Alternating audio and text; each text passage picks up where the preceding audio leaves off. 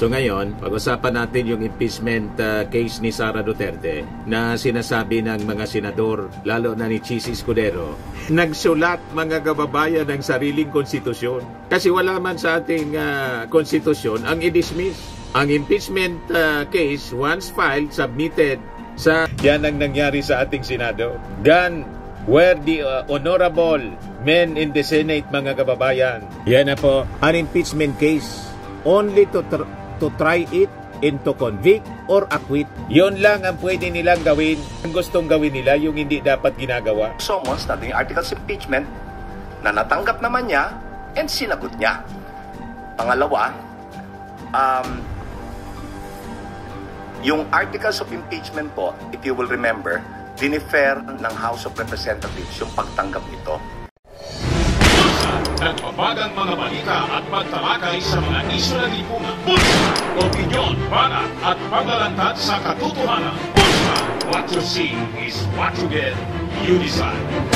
Hello po mga kababayan, si Dante Maravillas po, Bicolano vlogger, broadcast journalist from Albay. So ngayon, pag-usapan natin yung impeachment case ni Sara Duterte na sinasabi ng mga senador, lalo na ni Chis Escudero, saka ni Alan Peter Cayetano, na pwedeng i-dismiss. Talagang gigil silang i-dismiss, mga kababayan. Si Alan Peter Cayetano, nagsasagin-sagin man na neutral siya, nagbabalat kayo. Hindi niyo po kami mapapaniwala sa pagbabalat kayo ninyo na gusto ninyong isipin namin na neutral kayo. Alam na namin yung mga udas. O di ba? Ikaw nga yung author ng pagpariman. Yung original na motion, dismiss. Si Bato de la Rosa. Tapos kasi alam mo na hindi pwede ang ganon, remand na lang. Pero parehas din ang inyong intensyon. Ngayon, nagsalita na, mga kababayan. Yung mga totoong nakakaintindi. Kaya sabi nga ni incoming ML party list,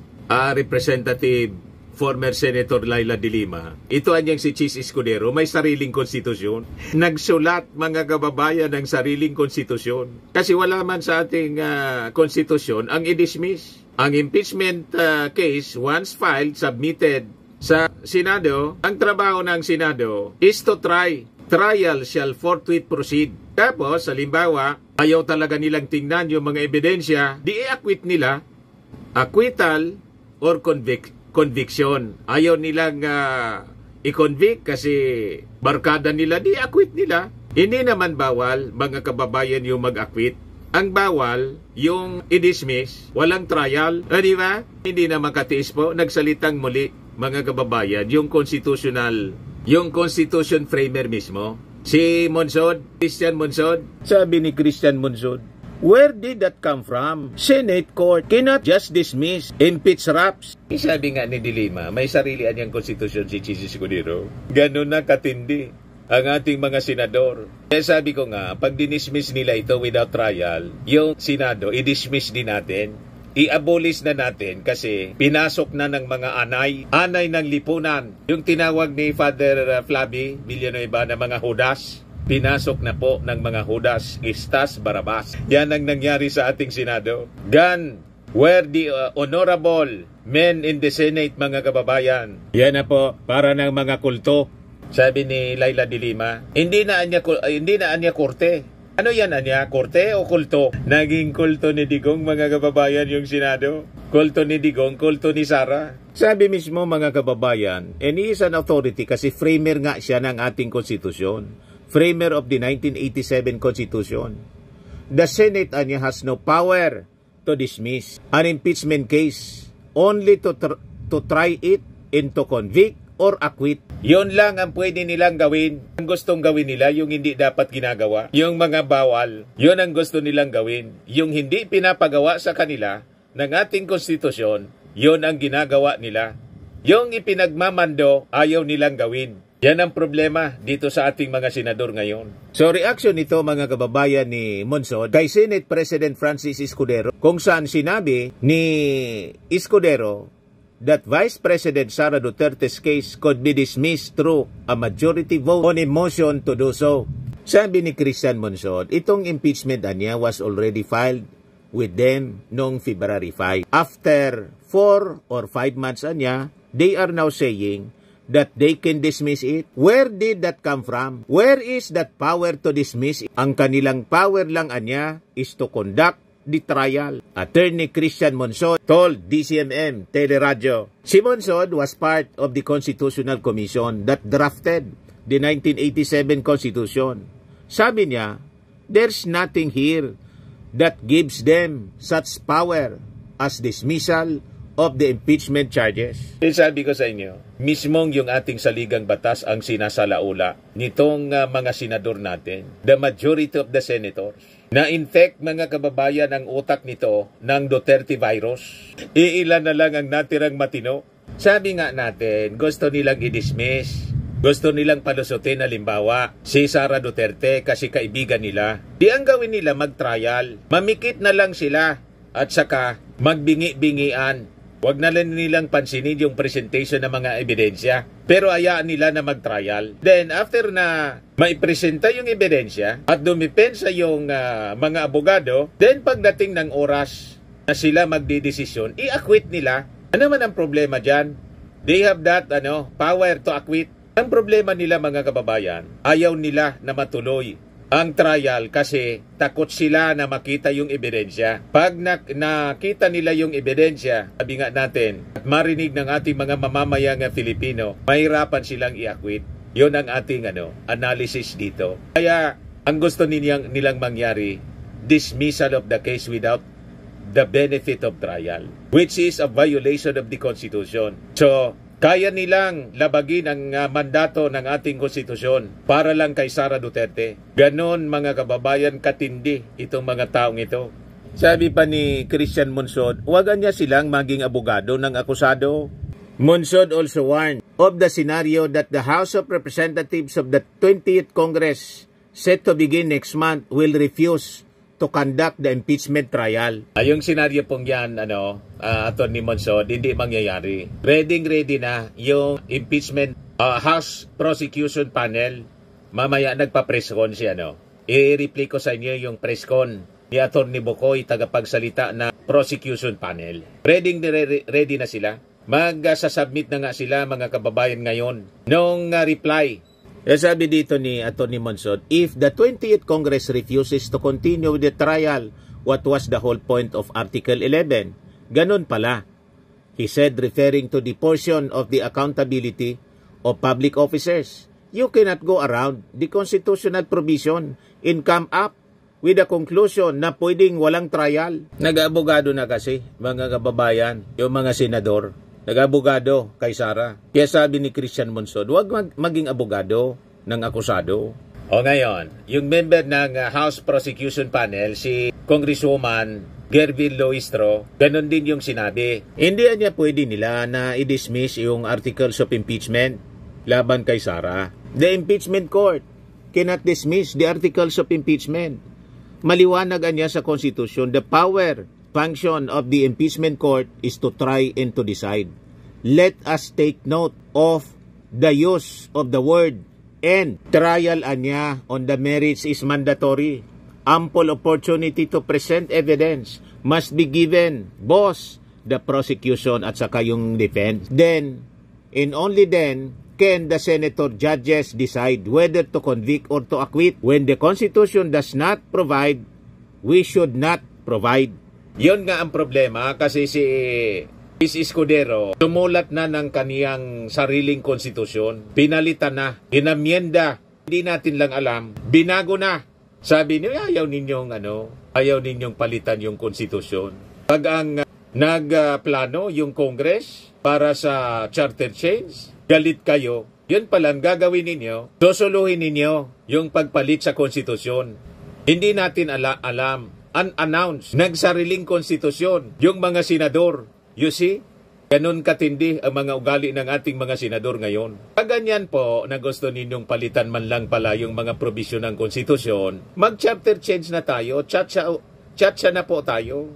Kailang nang sinusulong yung People's Initiative, galit na galit kayo. Kasi ang akusasyon ninyo, lalo na si Sara Duterte, ang akusasyon, ayaw na anyang umalis sa pwesto si President Bongbong Marcos. At ang planoan niya, People's Initiative para niya maging Prime Minister si Martin Romualdez. So kayo pala, kahit unannounced, pwede ninyong baguhin ang konstitusyon. May ganun dito sa Pilipinas. Sabi ni Luis Tro, trial on the merits niya is mandatory. Ample opportunity to present evidence must be given both the prosecution sa kayong defense. Sabi dito sa balita, at least 2 House leaders question Escudero's position. Bakit? Anong reasons ninyo para i-dismiss or i-junk? Are you more powerful than the Constitution? Or the bigger question is, ayaw nyo bang marinig ang gustong marinig ng taong bayan? Tanong mga kababayan ni House Assistant Majority Leader Representative Ernesto Dionisio Jr. Sabi naman po ni House Assistant Majority Leader Sia Alonto Adjong, dapat ba i-junk? Because the verified impeachment complaints are not mere scrap of paper. These are serious allegations. The Filipino people deserves to know what happened. So sabi ni Dionisio, I strongly denounce the statement na binayaran, mga salitang ganyan is trying to, evade the real issue. The issue is, there's an impeachment complaint filed by a Filipino citizen, dinala sa Kongreso.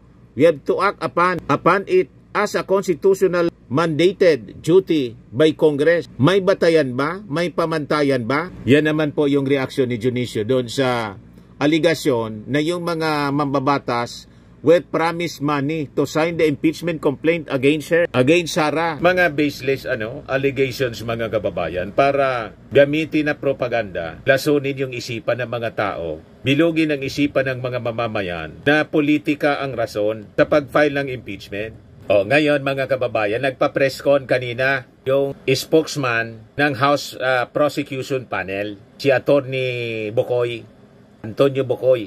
Pakinggan natin yung kanyang mga announcement mga kababayan. Magandang hapon sa inyong lahat. Salamat po at nandito kayo para bigyan ako ng pagkakataon na tumugon sa anumang katanungang meron kayo. Ang recent development po ngayon ay ang reply na nabanggit ko na ipa-file today. Ang deadline dapat bukas pa pero naniguro na kami dahil handa na rin naman kami, ipinal na namin ngayon. Medyo naantala ho yung pagpunta namin dito dahil inantay namin yung received copy ng Senate pati na yung received copy ng Office of the Vice President pati po ng kanyang mga abogado. Ito po yon. Yan yung sa Senate. And then, ito po naman, proof of receipt ng Office of the Vice President at ng kanyang mga abogado. Having said that, ako po ay handa ng tumanggap ng mga katanungan mula sa inyo. Thank you, Attorney Bukoy. We will take the first question from Bibian Gulia of ABS-CBN2. Magandang hapon, Attorney. Magandang hapon. Ano po yung highlights nitong reply na ifinal ninyo sa Senado, particular doon sa mga naging argumento ni Vice President Duterte? Highlight ho nito, number 1. There are several highlights. Yung pinakauna ho, sinabi niya na walang articles of impeachment na dapat sagutin sapagkat wala naman ito. Ibinalik ito sa Kamara. Ngayon ho, ito ho ay mali ho ito sapagkat kung maaalala ninyo, nag-issue ng kautusan ang impeachment court. Sinasabi na na padalan ng writ of summons si Vice President Sara at ilakip dito yung articles of impeachment. So, nung sinerve po yung summons na yung articles of impeachment, na natanggap naman niya and sinagot niya. Pangalawa, yung articles of impeachment po, if you will remember, dinifer ng House of Representatives yung pagtanggap nito, pinagpaliban. Pangatlo, nag-issue ng order ang impeachment court na they are not dismissing or terminating the proceedings. So, buhay na buhay ang articles of impeachment. Pangalawa, sinabi niya she was deprived of pangalawa, sabi niya meron siya mga affirmative defenses Sinabi niya na unang-una may violation ng 1-year ban rule. Pangalawa, hindi siya nabigyan ng due process. Number 3, that the Senate is not a continuing body. let's break it down. Yung una po na sinabi niya, hindi siya nabigyan ng due process sapagkat nung ipinail yung complaint, yung tatlong complaint, hindi siya binigyan ng pagkakataon na sumagot dito. Ngayon, ganito po ang nangyari dyan. Yun hong Secretary General, nung tinanggap niya ito, inipon muna niya yung mga ibang complaints sapagkat alin ho sa doktrina nung Gutierrez versus the Committee on Justice, sinabi ng Supreme Court na maaaring buuin muna lahat ng complaint bago i-transmit o i-refer sa Speaker of the House, na walang paglabag yon. Ano ang dahilan? Ang iniiwasan ho, ayon sa Supreme Court, merong isa, yung mauunang mag-file, na flimsy o walang kabuluhan, just to bar other legitimate impeachment complaints. So, sabi ng mataas na hukuman, pwede yang ibigay, buuin muna, tsaka ipapasa. Ang importante, yun hong papasok siya dun sa 10-session day rule. 10-session day rule. Ngayon, mula ho nung final, yung pinakaunang impeachment complaint,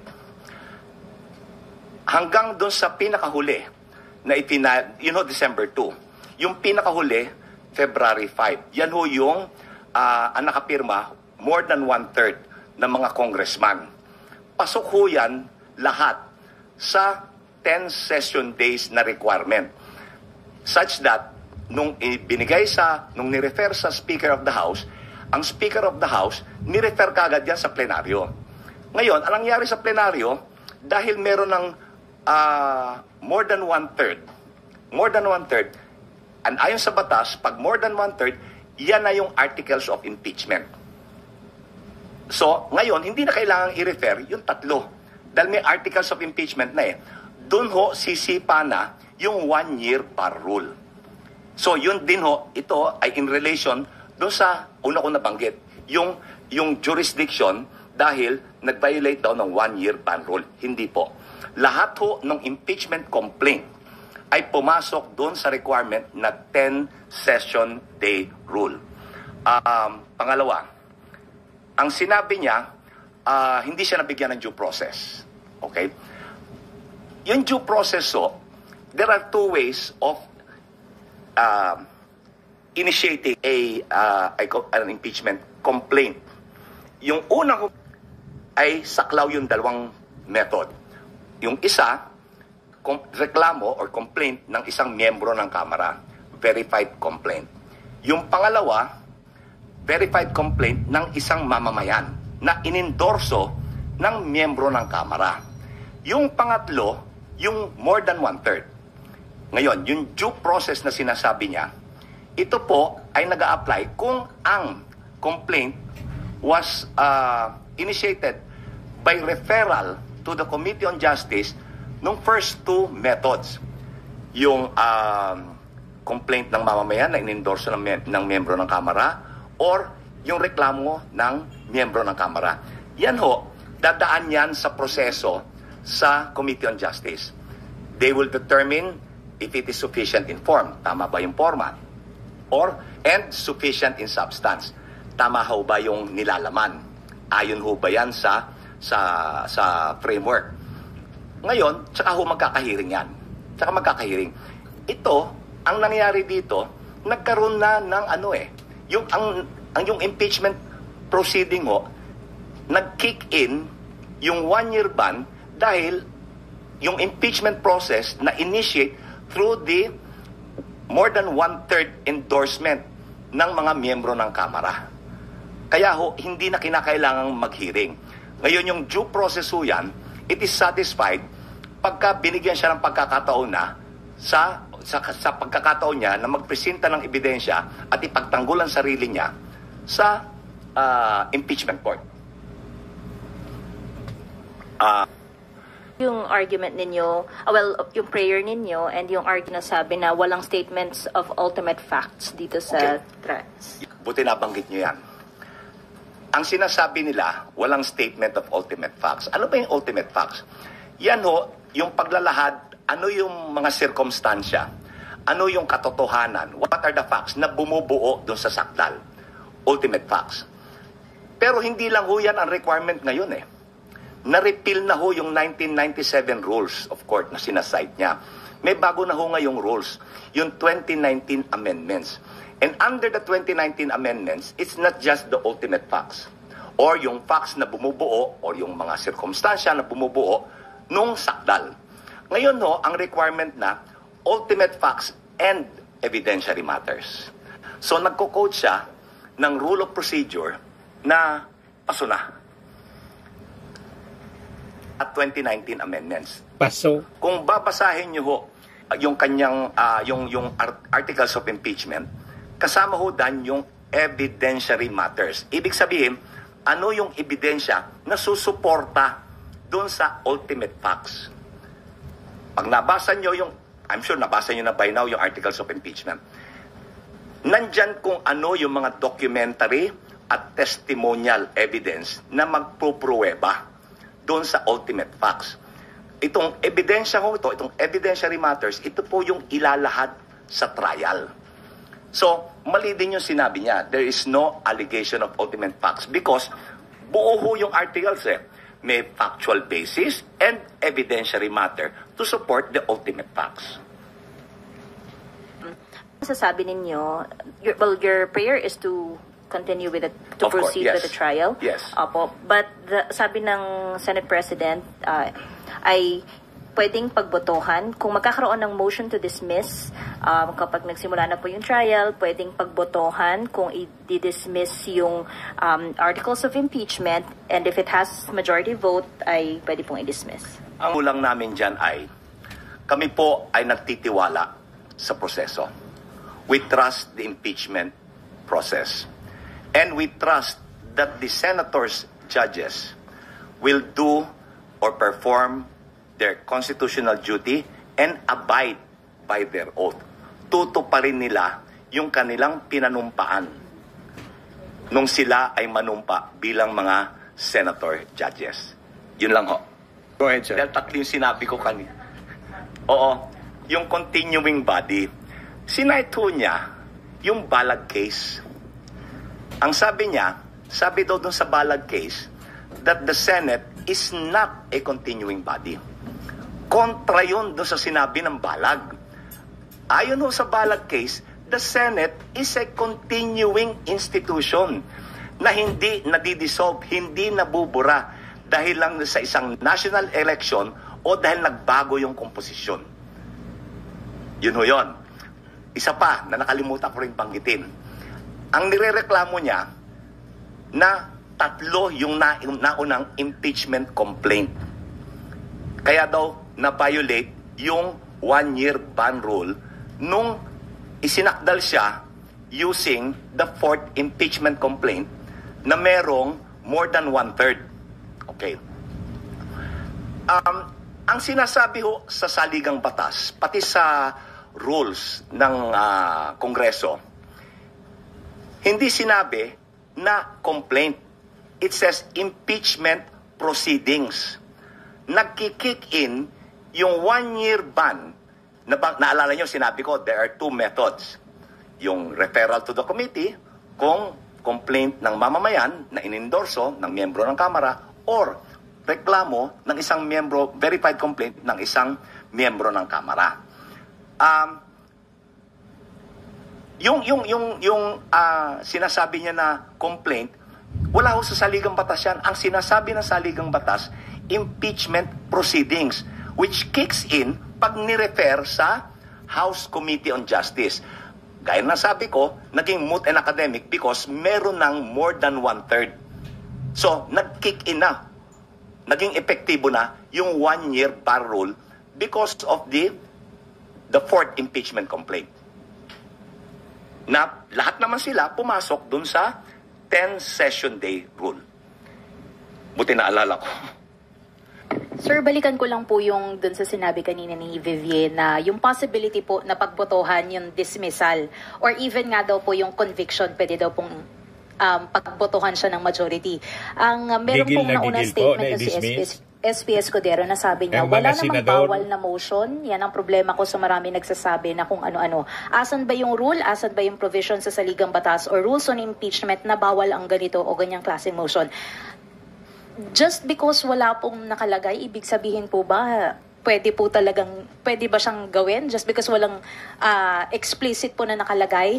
And pangalawa na lang po, kung sakali man po na umabot po dun sa punto na meron pong motion for dismissal, ano po ba yung pwedeng maging recourse ng prosecution panel? We trust the process of impeachment. We trust that the senators' judges will perform their constitutional duty and abide by their oath. Ngayon, kung ilalagay nila sa boto yan, hindi namin mapipigil yan. Dahil sila ho yung husgado eh.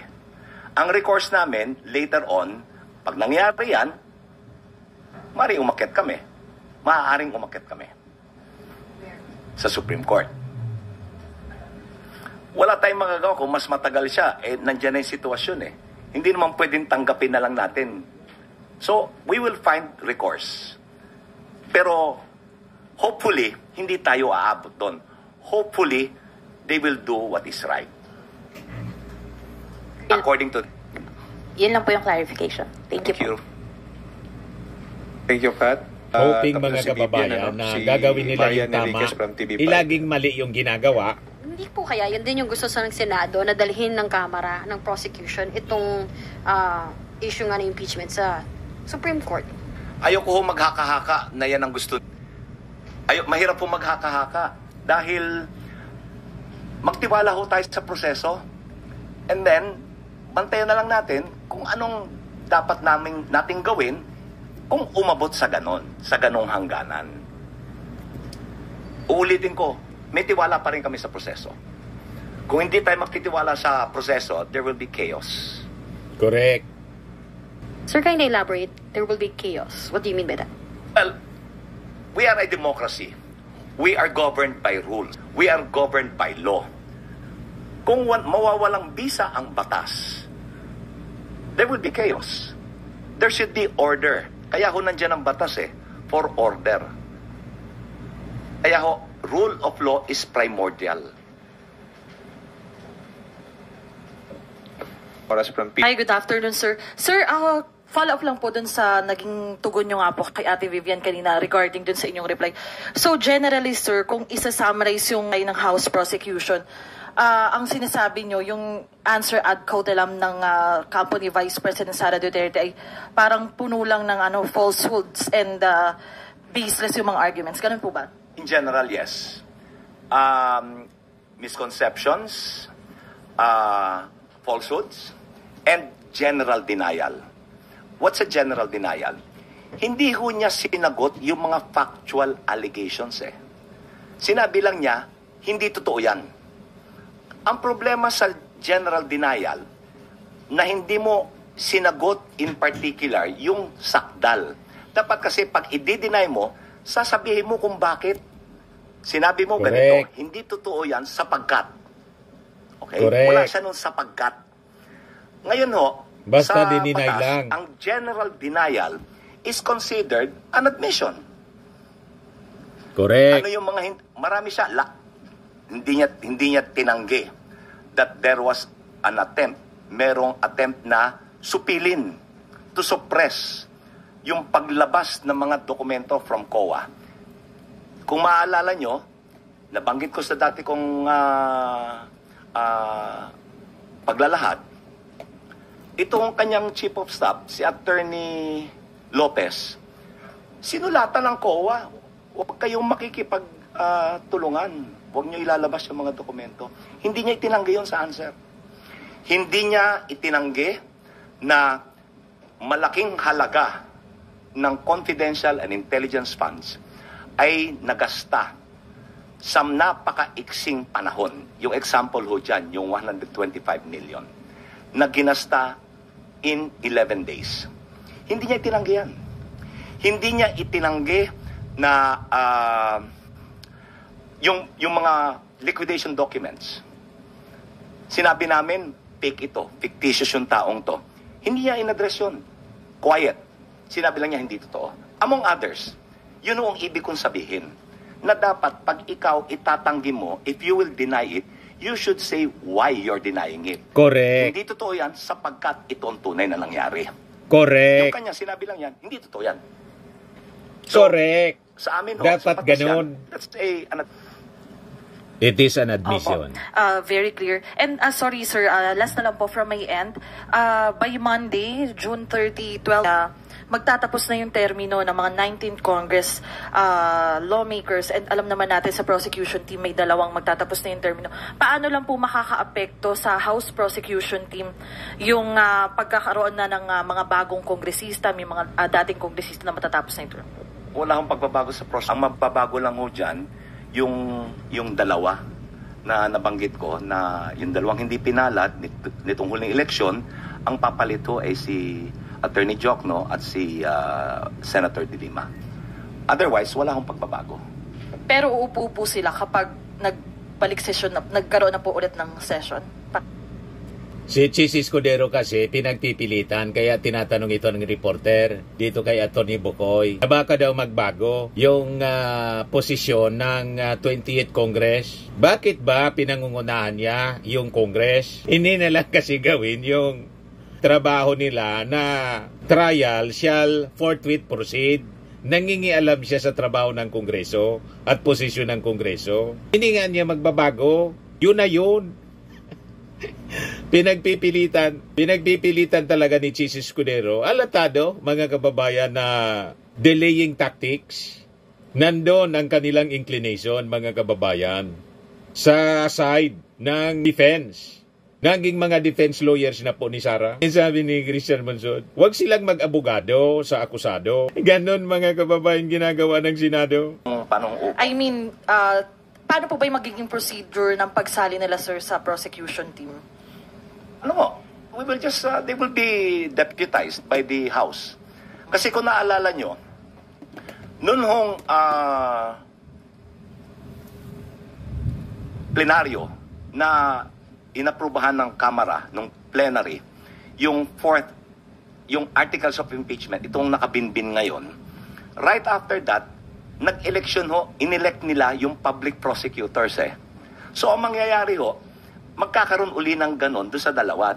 They will be deputized by the House to be the to sit as public prosecutors on behalf of the House.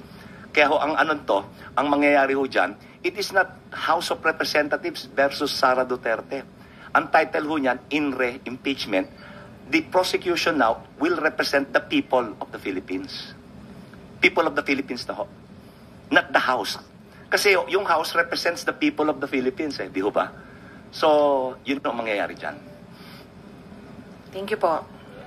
Di ba po nagpa-resubmission ng entry of appearance? Yung dalawa po, magpapa-entry of appearance pa rin po ba sila?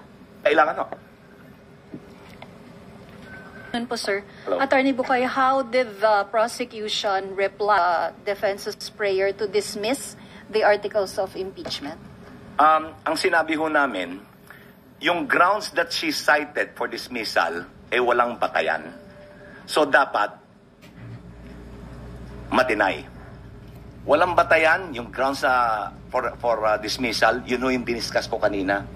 Yung 1-year ban rule, she was not afforded due process, Senate is not a continuing body, yun yung kaninang diniscuss ko. Na maliho lahat So dapat i-dismiss. Hindi dapat hindi bigyang pansin.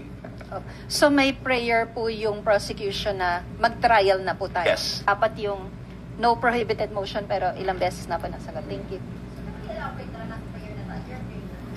Is to deny the dismissal and to proceed to trial. Gusto natin yun ang gusto ng bayan Ilabas ang ebidensya. Ilabas ang ebidensya ng prosecution, and then ilahad niya ebidensya niya. Good afternoon po, attorney. Attorney. Sorry. Hi, sir. Sir, Attorney, connect ko lang dun sa tanong na hindi nga po na for the prosecution, hindi na fulfill ni Vice President Sara Duterte yung dinedeny niya to, pero bakit? Isa po dun sa mga rason na nabanggit ko, Telam, ay wala namang limitasyon sa kung kailan o kung gaano dapat kabilis yung paggastos ng confidential funds patungkol po dun sa 125 million.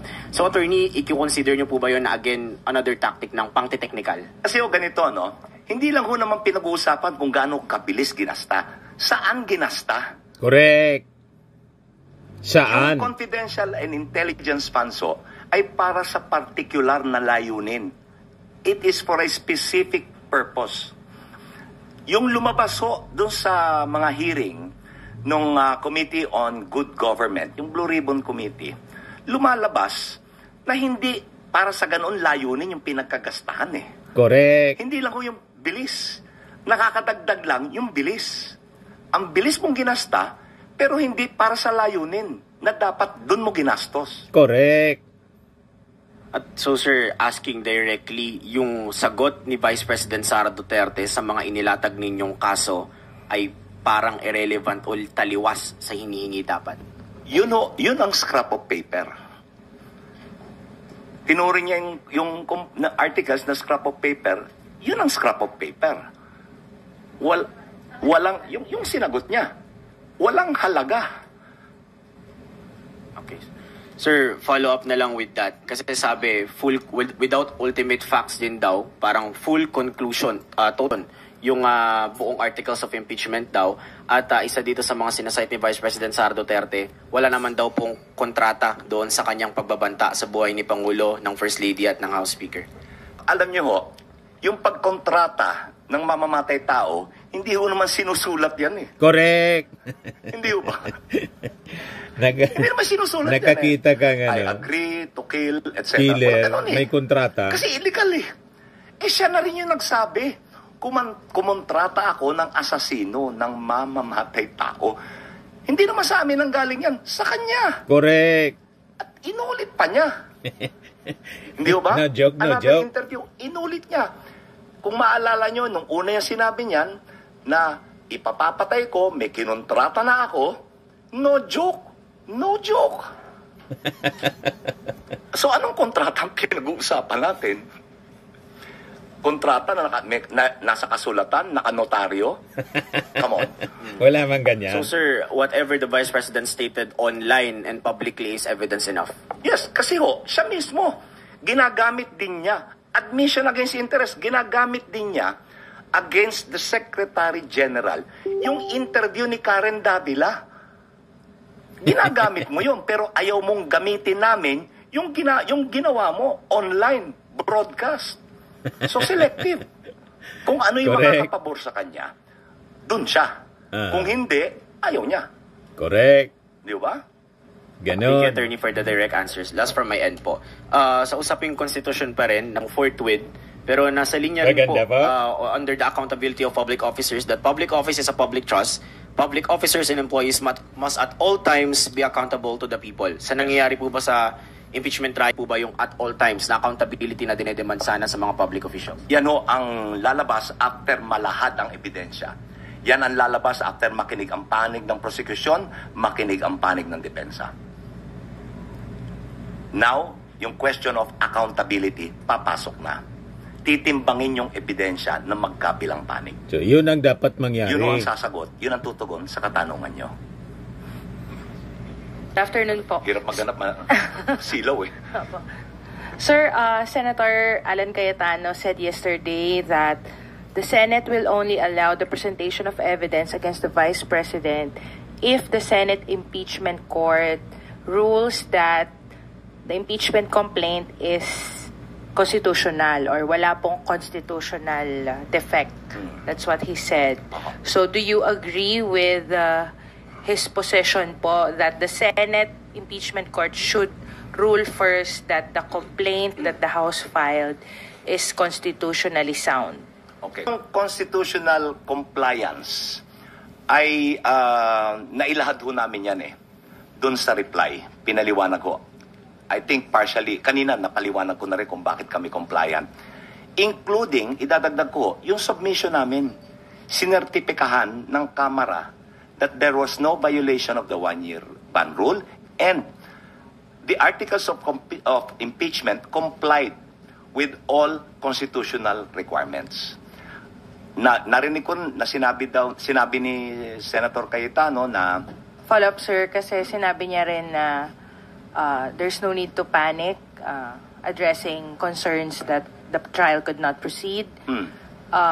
No need to panic. What's the worst that can happen? They could file again next year. Yun po ang sinabi niya. So how do you take it? Well, the worst that could happen is that we ignore the May Constitution. masamang plano talaga po si Cayetano. We brush aside the Constitution. We are a country governed by the rule of law. And uulitin ko, we trust the process. Hapon po. Hello. I just want to follow up regarding the question of cut.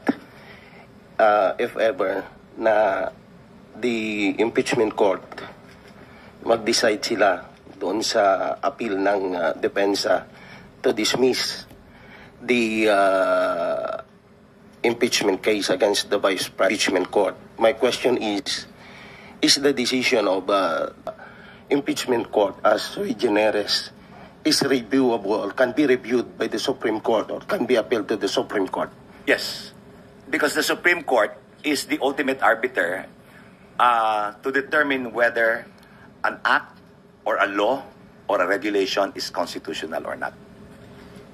Out of curiosity lang po, kasi si Attorney Michael Poa, itinalaga po siya as spokesperson ni VP Duterte for the makaka-apekto po ba yun? Kasi isa po siya dun sa naging resource person during investigation ng Blue Ribbon Committee at kumbaga dun sa part po ng bribery kasama. So meron po ba yung conflict of interest? Well, haka-haka ho tayo dyan, no? Pero may definite effect.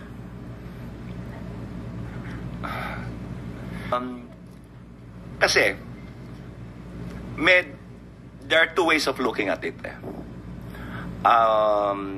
Sa isang banda, dahil nagtestigo siya, may transcript na yan, di ba? So, ang option, gamitin ba yung transcript or gamitin siya as a hostile witness? So, marami hong dynamics involved na abangan na lang natin. Abangan na lang. Pero marami yung dynamics Maraming dynamics dyan. Dahil gaya ng what you pointed out, true. Ginamit siya. Tumestigo siya. In fact, as a co-conspirator. Di ba? So, I think from there you can draw your own conclusions. Firmax framing and lifting cream, pinapahid po sa mga pulses in affected area. Mainam po sa paninigas ng mga kaso-kasuan. Ito naman po, Automax Radiant Serum. Sa mukha naman yung application, anti-aging po siya. You will look 10 years younger than your age. Sa mga cancer patients naman po, baka lang gusto ninyo itong itry. Naing siya red mixed fruit drink. Hindi mo po siya gamot, food supplement siya. Kaya lang, gawa siya mga kababayan sa goji berry. Yung goji berry, may anti-cancer properties. O ngayon, yung mga inquiries ninyo, dumiritso na lang kayo sa aming messenger sa Facebook para masagot namin agad. Ayos pa? Ayos na ayos niya, Mr. Maravilla. At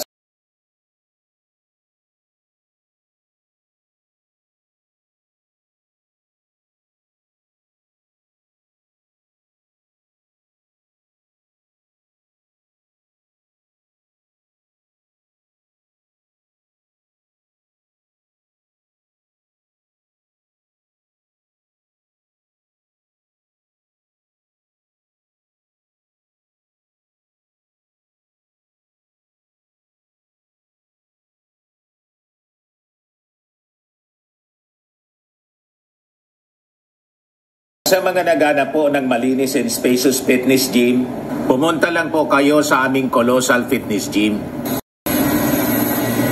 May Grab car rental din po kami. Ito naman po yung bago naming product na binibenta online.